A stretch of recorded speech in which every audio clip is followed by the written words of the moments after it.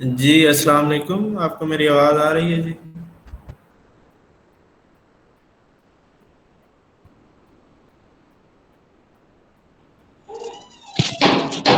जी sir, आ रही है।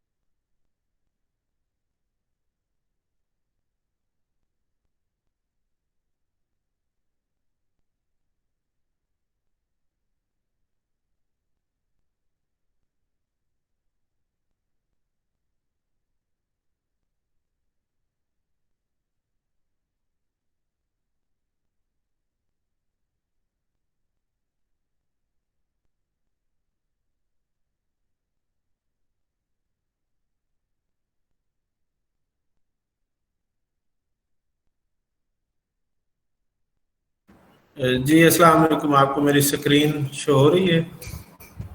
जी sir, हो रही है। ओके। अच्छा, ये मैंने आपको एक छोटी सी पीडीएफ भेजी थी इसकी चैप्टर नंबर 10 की। This is related to integral equations. ठीक है जी, आज हम इस चैप्टर को स्टार्ट करने लगे हैं। तो फर्स्ट ऑफ ऑल तो हमारे पास डेफिनेशन होगी कि इंटीग्रल इक्वेशन होती क्या है। ये लोग अर्ली आ जाया करें। आज आपका आधा घंटा लेक्चर लेट शुरू हो रहा है, फिर भी आप अभी आधे लोग भी नहीं आए, 27 लोग आए हैं। तो ये बीच में डिस्टर्ब होते रहते हैं, फिर नेक्स्ट में अंदर इनको एडमिट नहीं करूँगा, एब्सेंट लगा।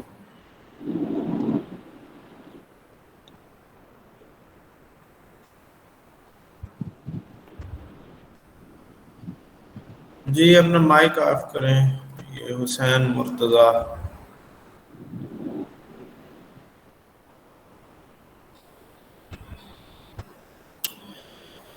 ओके जी, हमारे पास चैप्टर नंबर 10 का आज इंशाल्लाह हम पहला सेक्शन कंप्लीट करेंगे। अच्छा, जैसे हमने डिफरेंशियल इक्वेशंस पढ़ी हैं कि हम कहते थे कि अगर इक्वेशंस के अंदर डेरिवेटिव्स इन्वॉल्व हो जाए, चाहे वो ऑर्डिनरी हों या पार्शियल हों, तो हम उन्हें डिफरेंशियल इक्वेशन कहते थे। फिर हमने उनको फर्दर कैटेगराइज किया था कि ये पार्शियल डिफरेंशियल इक्वेशंस हैं और ये जो हैं ये ऑर्डिनरी डिफरेंशियल इक्वेशन है। तो इसी तरह से अगर हमारे पास नॉन वेरिएबल्स के इंटेग्रल किसी इक्वेशन के अंदर आ जाए, तो हम ऐसे इक्वेशन को इंटीग्रल इक्वेशंस कहते हैं, अननोन वेरिएबल के। नॉन वेरिएबल का इंटीग्रल का मतलब है वो तो आप आसानी से फाइंड आउट कर सकते हैं और उसकी जगह जो इंटीग्रल है वो पुट कर सकते हैं। मिसाल के तौर पर एक्स स्क्वायर का इंटीग्रल आ जाता है, तो ये नहीं, किसी अननोन वेरिएबल का इंटीग्रल आ जाए, ठीक है, तो ऐसे इक्वेशन को हम इंटीग्रल इक्वेशन कहते हैं। अच्छा, ये 4 इक्वेशन डिफरेंट आपके सामने लिखी हुई हैं। इसमें हमारे पास जो इन चारों इक्वेशन में एफ और के जो हैं ये नोन फंक्शंस हैं, जबकि यू इन सारी इक्वेशंस के अंदर अननोन फंक्शन है। तो हर इक्वेशन के अंदर पहली में देखें तो यू आ रहा है, दूसरी में भी यू आ रहा है, तीसरी में भी यू 2 दफा आ रहा है, चौथी में भी यू 2 दफा आ रहा है। तो यहाँ पे अननोन फंक्शन मौजूद है वेरिएबल का, तो ऐसी ये सारी इक्वेशंस जो हैं ये इंटीग्रल इक्वेशंस की एग्जांपल। अच्छा, कीप इन माइंड कि अननोन वेरिएबल जो है वो इंटीग्रल के अंदर लाजमी आना चाहिए। मसलन इस अगर आप पहली इक्वेशन को देखें, ये u ऑफ x इधर होने की बजाय अगर इस साइड पे होता तो फिर ये इंटीग्रल इक्वेशन नहीं थी, ठीक है, फिर हम किसी कोई और नाम देते। तो ये आपके पास अननोन फंक्शन का इंटीग्रल के अंदर होना भी जरूरी है। तो ऐसी सारी इक्वेशन जो है वो इंटीग्रल इक्वेशन कहलाती है। यहाँ पे where u of x is unknown function and k of x y is a known function है, ठीक है, एफ भी एक नोन फंक्शन है। तो नेक्स्ट हमारे पास आज हम बस थोड़ी सी डेफिनेशन ही देखेंगे। अच्छा जी, अब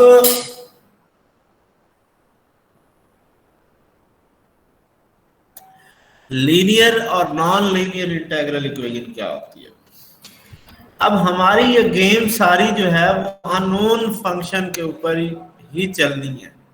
जो हमारा अननोन फंक्शन है अगर वो लीनियरली अपेयर हो रहा है तो फिर वो लीनियर इंटीग्रल इक्वेशन होगी, अगर वो नॉन लीनियरली अपेयर हो रहा है तो वो नॉन लीनियर इंटीग्रल इक्वेशन होगी। लीनियर कौन सा फंक्शन होता है जिसकी डिग्री 1 होती है, ठीक है। मिसाल के तौर पर आप इन्हीं 4 इक्वेशन में देखें तो यहाँ पे ये एक इक्वेशन है 4th, जिसमें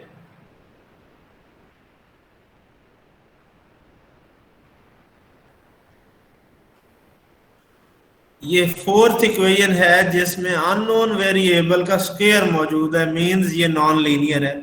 तो ये चौथी इक्वेशन जो है इसमें नॉन लीनियर है, बाकी तीनों की तीनों इक्वेशन जो है वो लीनियर है।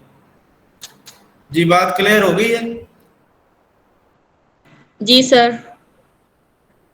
ओके जी, तो लीनियर और नॉन लीनियर इंटीग्रल इक्वेशन को चेक करने के लिए हमें जो अननोन फंक्शन होगा, यहाँ पे u लिया हुआ है, माइट भी किसी और बुक में कोई और नोटेशन हो उस फंक्शन की, तो वो जो भी हमारे पास अननोन फंक्शन होगा वो लीनियर होगा जहां जहां भी इक्वेशन के अंदर वो मौजूद है। तो हम उसको लीनियर इंटीग्रल इक्वेशन कहेंगे। अगर कहीं भी अननोन नॉन लीनियर आ गया तो वो नॉन लीनियर इंटीग्रल इक्वेशन। अच्छा जी, उसके बाद हमारे पास होमोजीनियस और नॉन होमोजीनियस।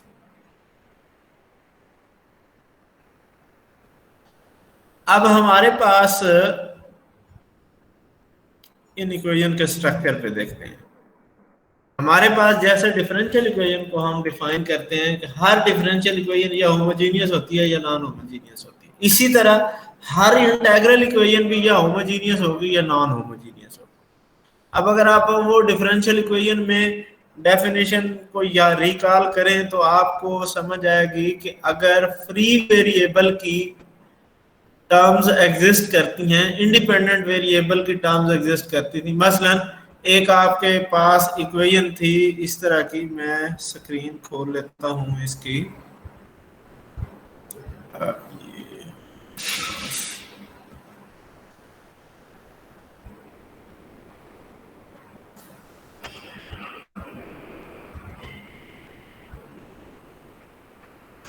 अच्छा, इसमें ये स्क्रीन प्रेजेंट किधर होती है?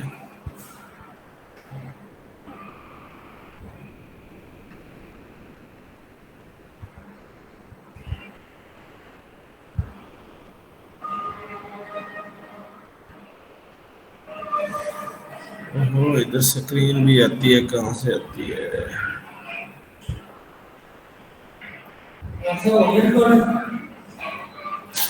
अगर वो लेना है तो आप ले लें, मैंने अभी बनाने हैं, लेकिन अभी तो मेरा लेक्चर चल रहा है। ठीक है।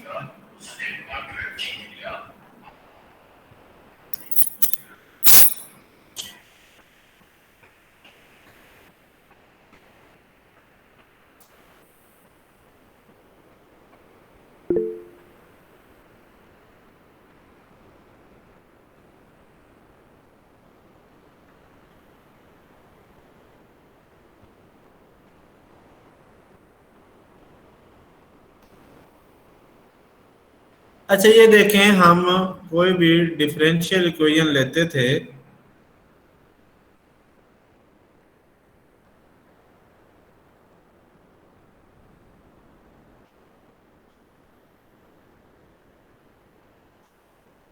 यहाँ पे या तो जीरो होता था, या फिर आप लेट से यहाँ पे कोई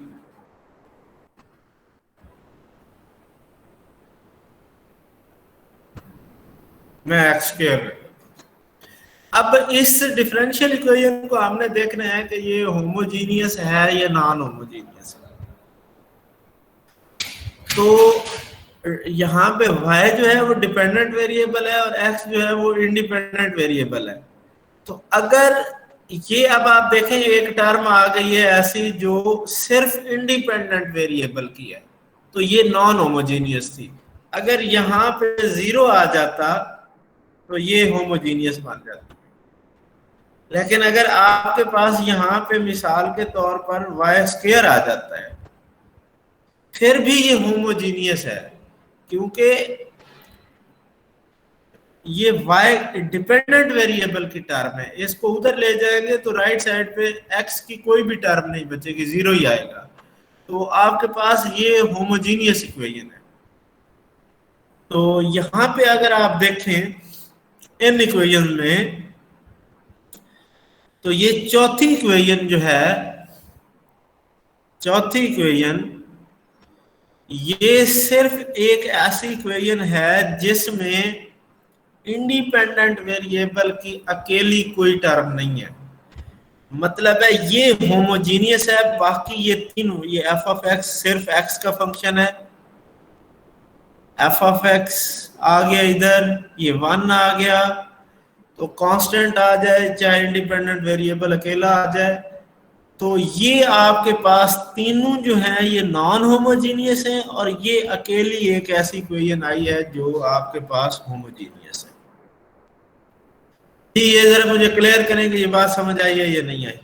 नहीं सर, इसके दोबारा समझा दें, मतलब ये कैसे है होमोजीनियस? हाँ, होमोजीनियस आपको बताया है कि जैसे हम इसमें, मैंने पहले आपको ये एग्जांपल दी है कि आपके पास अगर ये जो फॉर्म है इक्वेशन की, देखें यहाँ पे ये dy बाई डी एक्स, इसमें डिपेंडेंट वेरिएबल इन्वॉल्व हो रहा है, इस टर्म के अंदर भी डिपेंडेंट वेरिएबल है y। यहां पे आपके पास कोई भी इस पूरी इक्वेशन में ऐसी टर्म नहीं है जो सिर्फ इंडिपेंडेंट वेरिएबल की हो। बात समझ आइए? तो ऐसी इक्वेशन को हम होमोजीनियस इक्वेशन कहते हैं जिसमें कोई भी ऐसी टर्म मौजूद ना हो जो सिर्फ इंडिपेंडेंट वेरिएबल की हो। तो अगर लेट से मैं इसको ऐसे लिख दूं, ये x आ गया राइट साइड पे, अब x की एक टर्म ऐसी आ गई है जो इंडिपेंडेंट वेरिएबल पे डिपेंड की है, सिर्फ इंडिपेंडेंट वेरिएबल की है। अब ये नॉन होमोजीनियस है। अगर यहाँ पे जीरो था तो ये होमोजीनियस थी। अब आप चलें इंटीग्रल इक्वेशन पे। इंटीग्रल इक्वेशन में मैं ये बता रहा हूं कि आपके पास इंडिपेंडेंट वेरिएबल में अगर कोई भी नॉन फंक्शन अकेला एक टर्म में आ जाए या कांस्टेंट आ जाए तो वो इक्वेशन नॉन होमोजीनियस होगी। जैसे ये देखें, इस इक्वेशन के अंदर ये एक टर्म आ गई,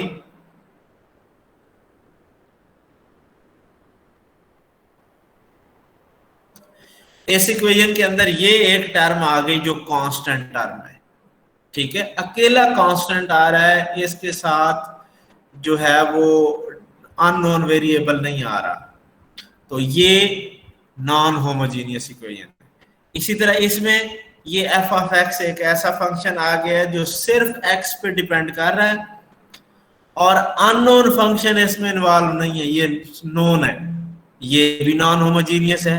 अब यहाँ पे देखें राइट साइड पे दो टर्में हैं, राइट साइड पे एक अननोन की है और एक known function only formatted with x है, तो ये भी आपके पास एक टर्म ऐसी आ गई है, ये भी नॉन होमोजीनियस है। लेकिन चौथी इक्वेशन को अगर आप देखें इसमें आपके पास कोई भी ऐसी टर्म नहीं है जिसमें सिर्फ एक्स आ रहा हो और एक्स भी नॉन फंक्शन की फॉर्म में आ रहा हो, तो यहाँ पे ये होमोजीनियस है, बाकी ये तीनों जो है ये नॉन होमोजीनियस।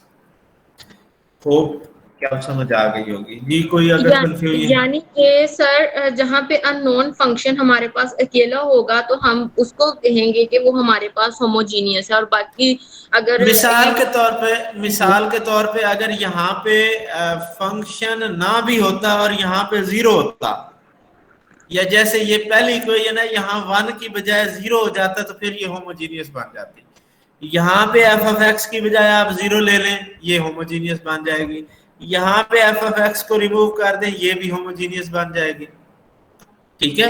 0 आ जाए या अननोन फंक्शन ओनली तो फिर हम कहेंगे कि ये होमोजीनियस है, अदरवाइज नॉन होमोजीनियस।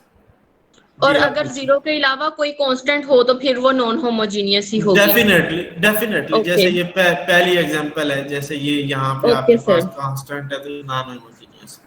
ठीक है सर जी, और कोई बात किसी और को कंफ्यूजन हो जी? ओके जी, उसके बाद हमारे पास जो है वो जी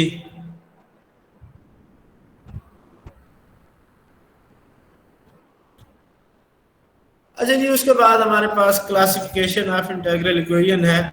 दो टाइप की इंटीग्रल इक्वेशन हम स्टडी करेंगे, एक हमारे पास वोल्टेरा इंटीग्रल इक्वेशन है और एक हमारे पास फ्रेडहोम इंटीग्रल इक्वेशन है जो हम इस कोर्स वर्क में स्टडी करेंगे।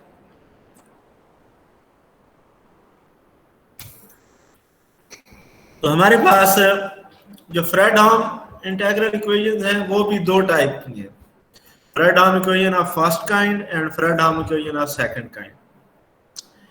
अब ये हमारे पास इक्वेशन की जनरलाइज्ड फॉर्म गिवन है Fredholm integral equation of first kind की। एक कैसी इक्वेशन होगी कि एक साइड पे तो डेफिनेटली इंटीग्रल होगा, दोनों लिमिट्स इंटीग्रल की कांस्टेंट होंगी, ठीक है जी, और दो वेरिएबल्स होंगे इसमें, एक x और एक y। ये k ऑफ एक्स वाई जो होगा ये नोन फंक्शन होगा और u ऑफ y जो है वो अननोन फंक्शन होगा, ठीक है जी। और दूसरी साइड पे सिर्फ x का कोई ना कोई नोन फंक्शन होगा, ठीक है जी। ये f ऑफ x और k ऑफ एक्स वाई का हमें पता होगा, u of y unknown function होगा, और देखें जो अननोन फंक्शन है वो सिंगल वेरिएबल के साथ है, जो नोन फंक्शन है वो दो वेरिएबल के साथ है, k जो है। तो इंटीग्रल जो होगा, जो इंटीग्रेशन हो रही होगी वो अननोन फंक्शन के वेरिएबल के हिसाब से हो रही होगी। ये इस पूरी इक्वेशन का स्ट्रक्चर है।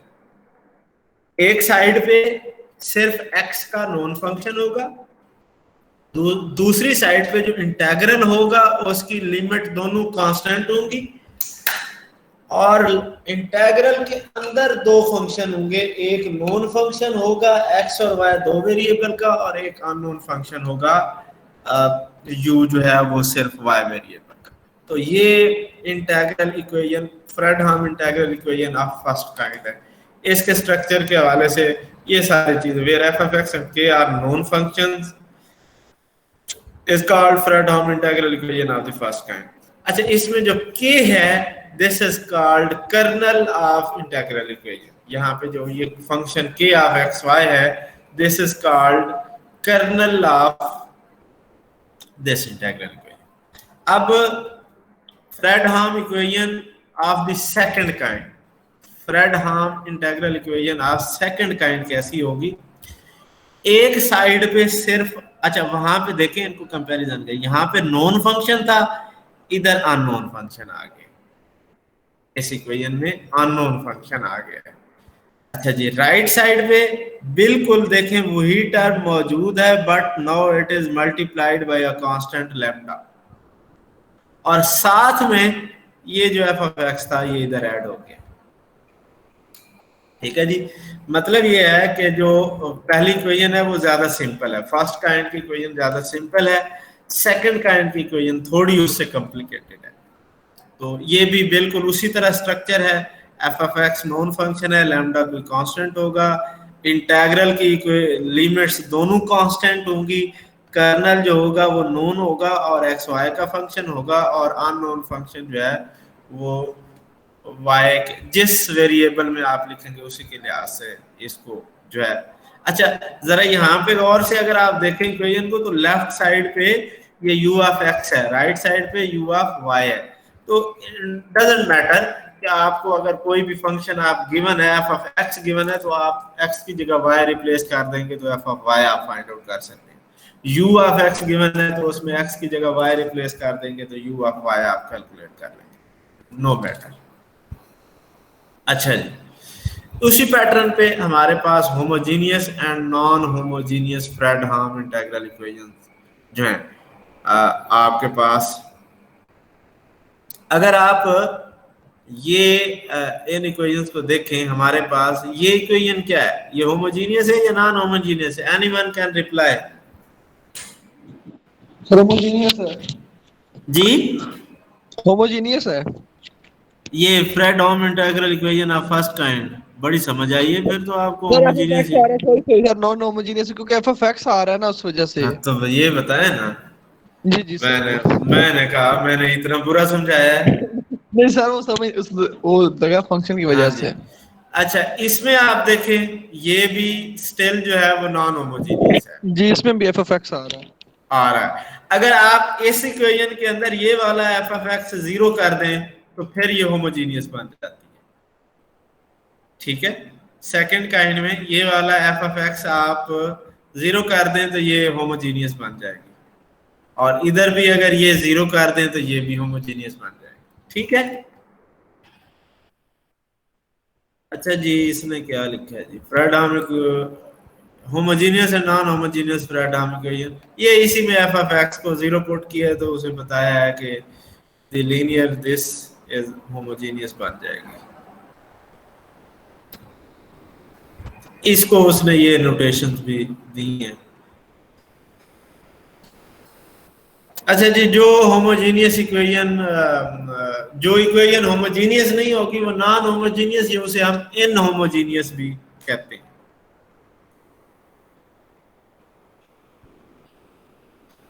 अच्छा जी, अब थोड़ा सा इस इक्वेशन को मजीद हम डिफॉर्म करते हैं। अब उसने ना इसी के ऊपर एक कंडीशन लगा रहे हैं, हम ये कह रहे हैं कि when y is greater than x। अब देखें जो कर्नल फंक्शन है उसमें दो वेरिएबल्स आ रहे हैं, एक x और एक y आ रहा है, तो हम ये साथ में कंडीशन ले रहे हैं कि when y is greater than x then kernel is 0 if the kernel k of xy is such that it is 0 when y is greater than x, then the Fredholm integral equation of the first and second kind takes the form। जी, ये कैसे बन जाएंगे? ये second kind लिखी है, ठीक है जी। अब यहाँ पे हमने क्या लिख दिया है, a से x तक। अब ये वेरिएबल में हमने इसकी लिमिट कर दी है, क्यों कि हम यहाँ पे ये बताना चाह रहे हैं कि जब y ग्रेटर देन x होगा तो ये इसका अगला पार्ट जो है वो ऑटोमेटिकली 0 हो जाएगा। मतलब है a से x तक जाएंगे, उसके बाद अगला पोर्शन जो है वो 0 हो जाएगा। और ये आपके पास जो है वो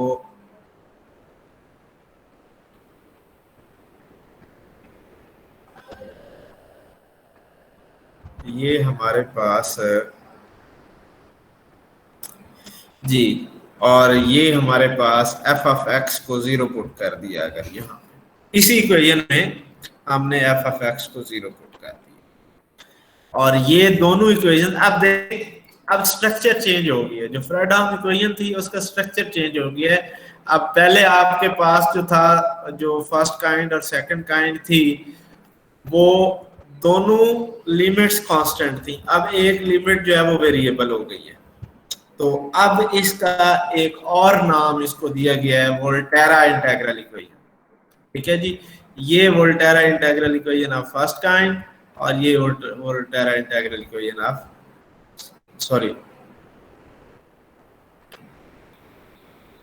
Volterra are called Volterra integral equation of first and second kind. In other words, Volterra integral equation of first and second kind are same as Fredholm integral equation of first and second kind, with the difference that upper limit b is replaced by, यहाँ पे उसने s या x लिखना था, ये mistake है। यहाँ पे आपके पास ये x आना है, यहाँ s की।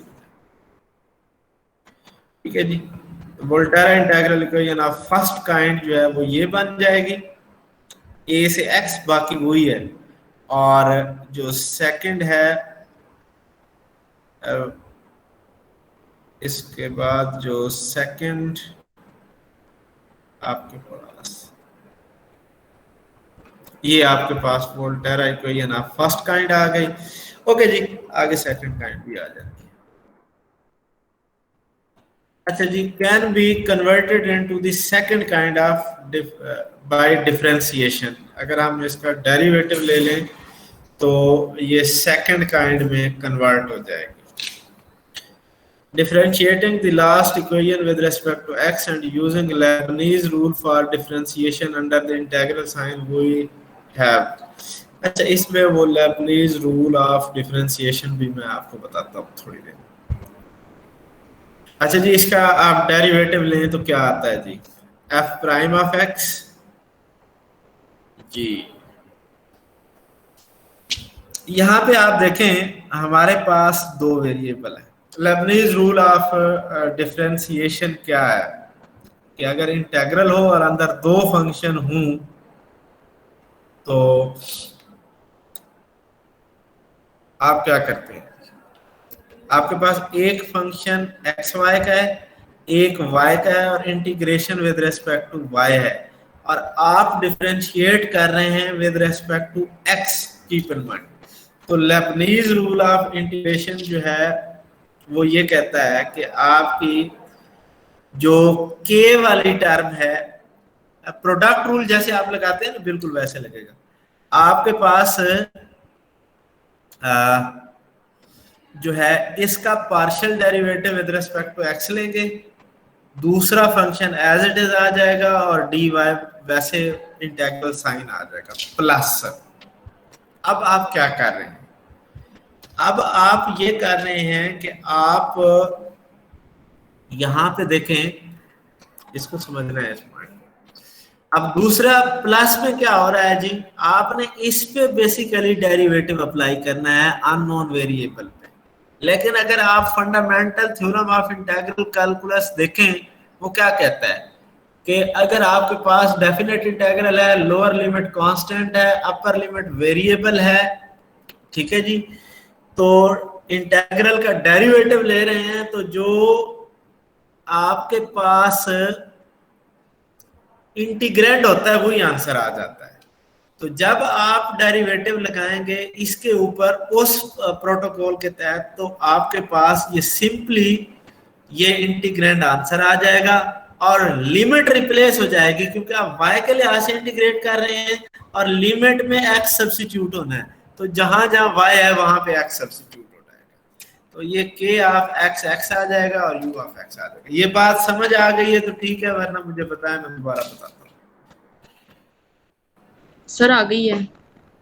ओके जी, और कोई?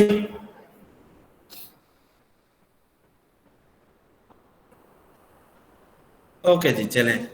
अब आपके पास homogeneous Fredholm integral equation can be written as, अब इसमें उसने क्या किया है जी, होमोजेनियस इंटीग्रल इक्वेशन फ्रेडहोम को जो है वो लिखा है कि एक्स वाई यू वाई। अब देखें अननोन फंक्शन उसने यहाँ पे लिया है, ये बेसिकली ये वाली इक्वेशन लिखी है,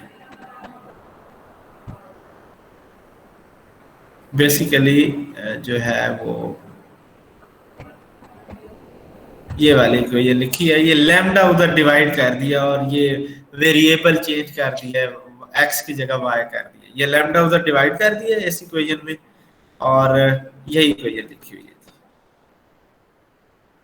ठीक है जी, फ्रेडहोम इक्वेशन लिखी है जी, ये वाली फ्रेडहोम इक्वेशन जिसकी लिमिट कांस्टेंट्स है। ठीक है जी, और ये 1 ओवर लैम्डा को अगेन म्यू का नाम दे दिया है, तो इसमें कोई वो नहीं। ठीक है जी, the values of parameter mu for which the integral equation has non trivial solution.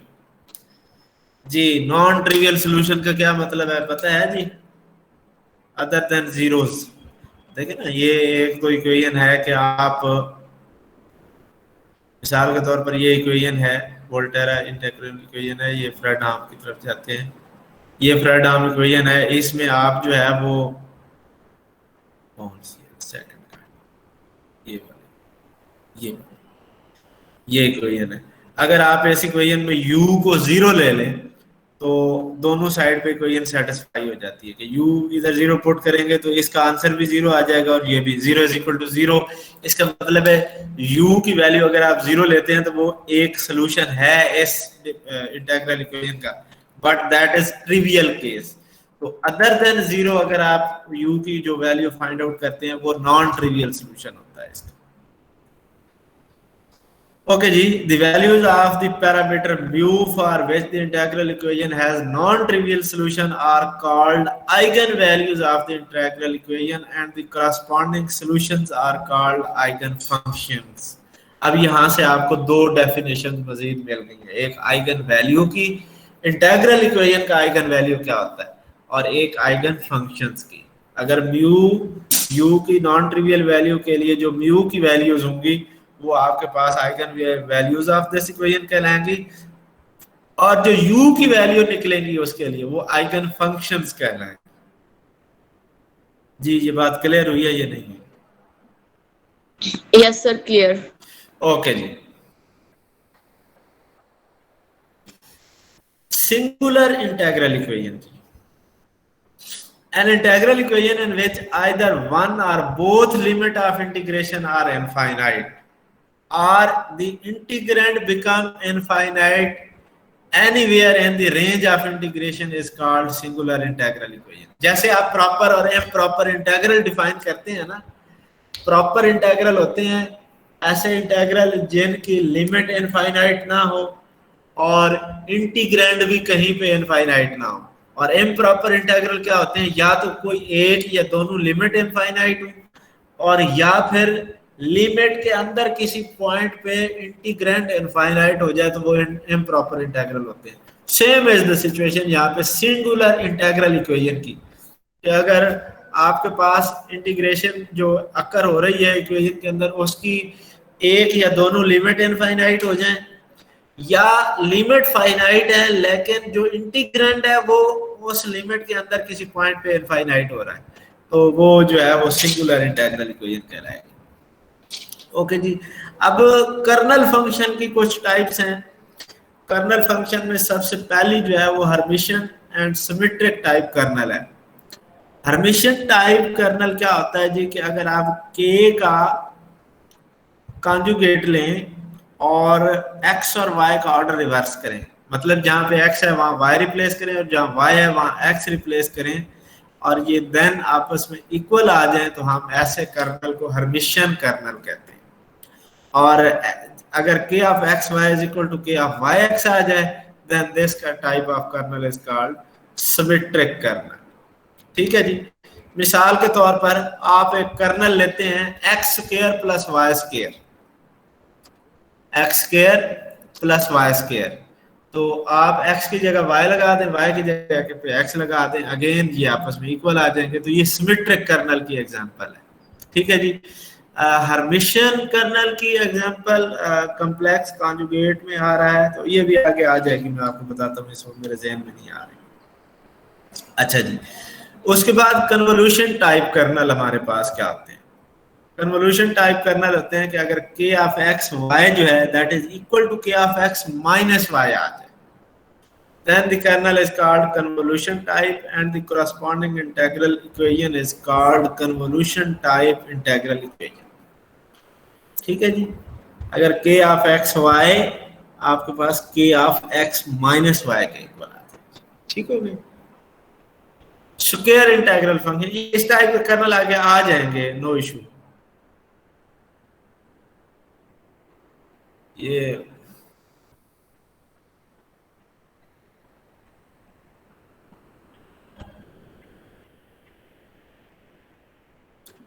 ये बहुत लेट कमर हैं जी, आप 20 मिनट रह गए हैं लेक्चर में, इट्स नॉट गुड थिंग। ये मैं लेट आने वाले लोगों को नोट कर रहा हूँ, इंशाल्लाह फिर जब सेशनल नंबर लगाऊंगा तो फिर आपने मुझे बताना है कि फिर आप मैं ये नहीं कहना कि मेरे नंबर कम क्यों लगे। ठीक है, कीप इन माइंड ये सारी चीजें, ये मैं सबको नोट कर रहा हूँ जो इतने लेट ज्वाइन कर रहे हैं। ओके जी, उसके बाद हमारे पास है स्क्वायर इंटीग्रेबल कर्नल। अच्छा, स्क्वायर इंटीग्रेबल कर्नल क्या होता है? पहले तो हम स्क्वायर इंटीग्रेबल फंक्शन को बात कर लेते हैं। A function f of x is said to be square integrable over an interval a b if f of x की मॉडुलस का square a b is less than infinity। आप f of x कोई function है, उसका mod लें, उसका square लें, a b interval पे उसको इंटीग्रेट करें and that is less than infinite आ जाए, तो हम इसको कहते हैं कि ये स्क्वायर इंटीग्रेबल फंक्शन है over the interval this one. तो ये वो L2 सीक्वेंसेस आपने पढ़ी होंगी फंक्शनल एनालिसिस में, कुछ उससे मिलता जुलता ये फंक्शन है। मुझे फंक्शनल एनालिसिस बिल्कुल नहीं आती, सो मैं उस हवाले से कोई बात नहीं करूँगा। तो हमारे पास जो है ये L2 टाइप फंक्शन भी ये कहलाते हैं। तो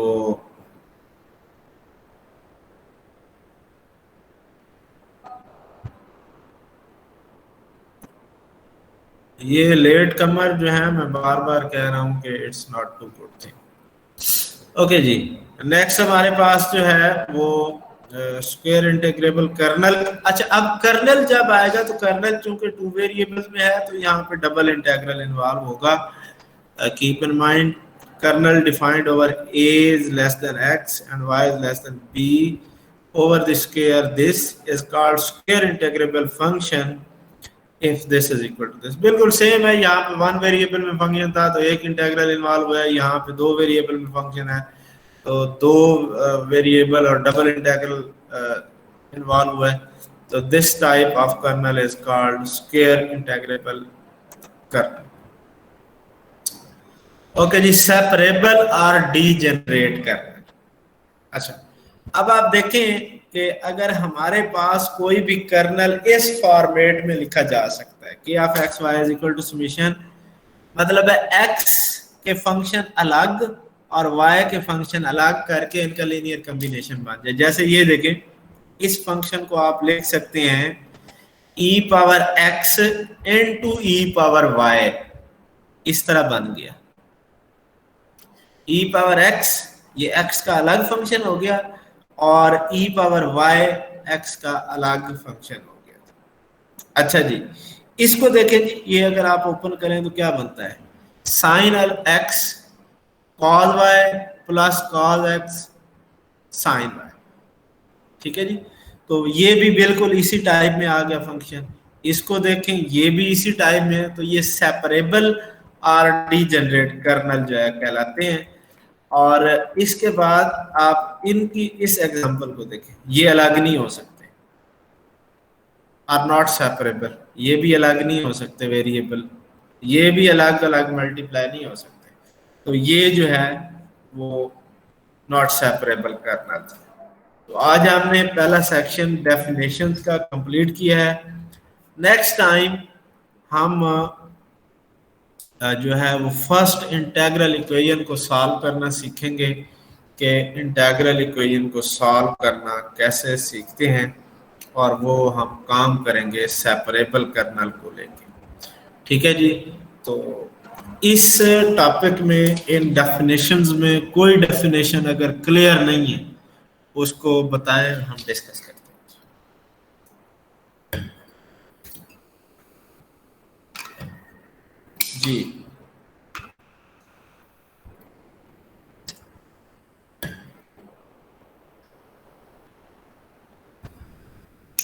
no one is there? Sir आ गई है समझ, क्या पूछे?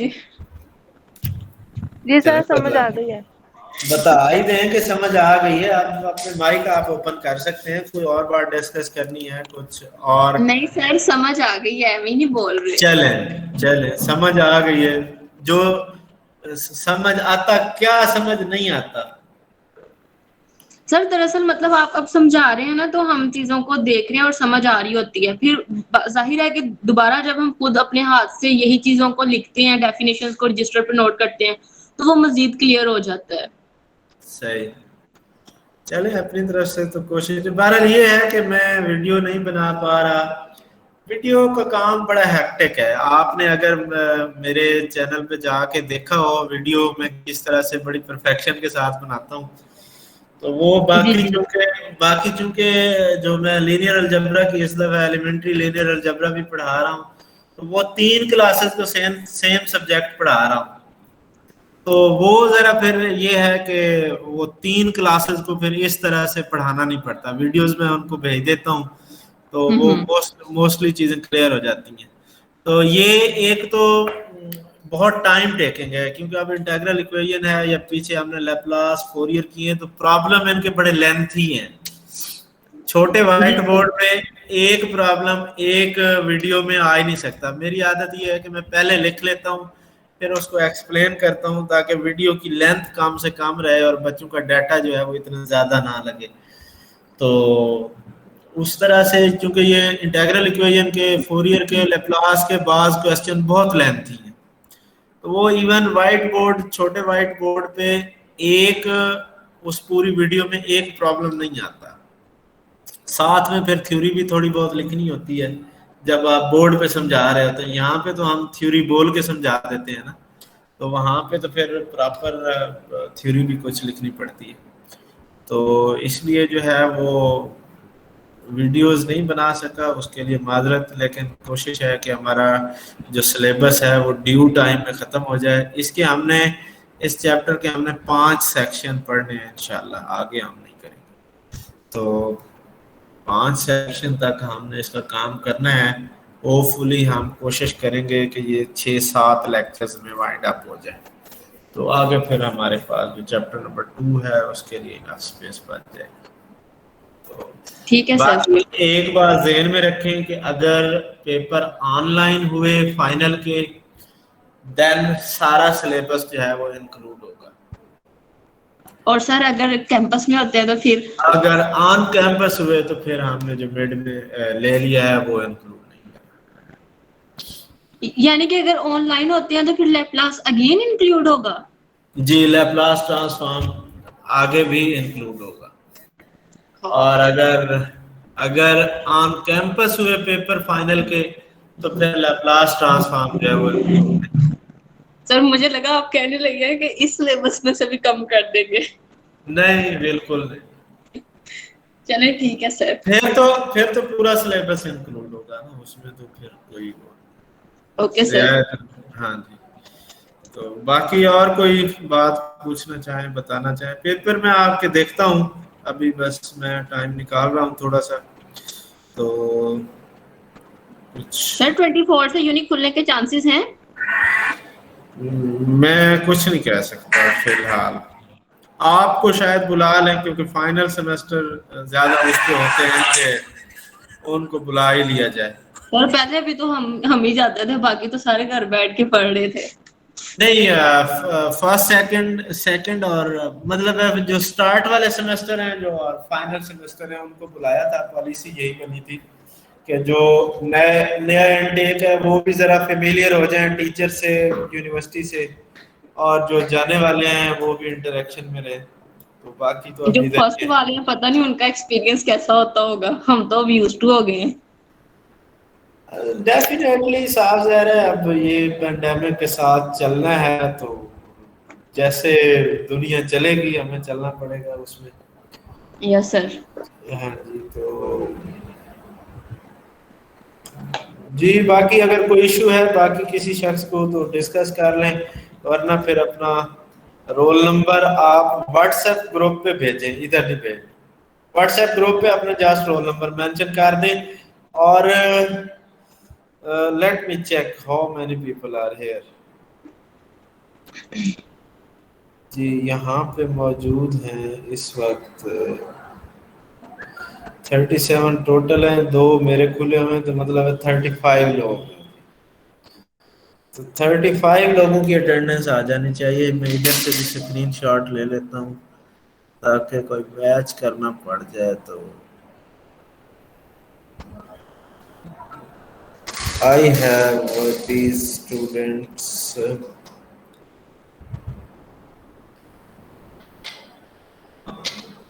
Sam Murtada Takfir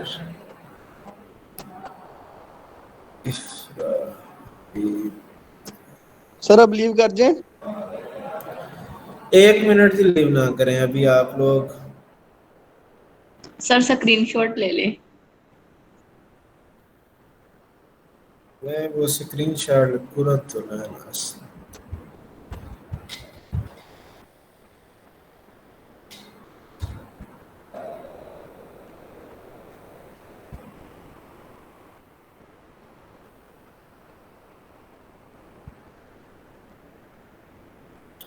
ले जी, आप लेफ्ट कर सकते हैं, उधर अपनी अटेंडेंस भेज दें। मैं भी आपको अटेंडेंस भेज देता हूँ जो मैंने ली है। ओके सर, अल्लाह हाफिज। अल्लाह हाफिज।